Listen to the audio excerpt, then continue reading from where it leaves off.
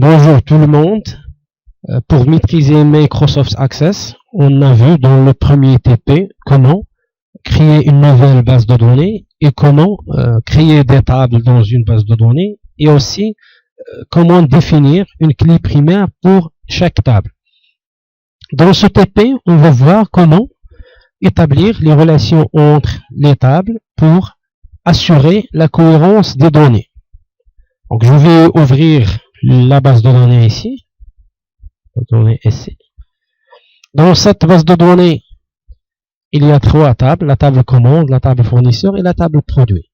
Donc je vais établir les relations entre ces trois tables. Donc je vais passer vers outils de base de données, puis je vais sélectionner relations. Aussi je dois afficher les tables, donc la table commande, la table fournisseur, et finalement la table produit. Ou bien on peut les sélectionner les trois à la fois.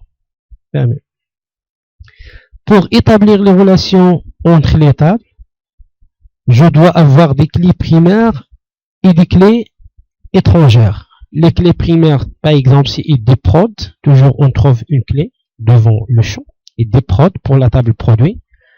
Pour la table fournisseur, la clé primaire c'est idfour, et pour la table commande, la clé primaire c'est idcom. La clé étrangère, par exemple, c'est la clé primaire dans une autre table. Ça veut dire que idprod c'est une clé primaire dans la table produit. Ici, idprod c'est une clé étrangère dans la table commande.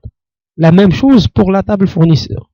Idfour c'est une clé étrangère dans la table commande. Et c'est une clé primaire pour la table fournisseur.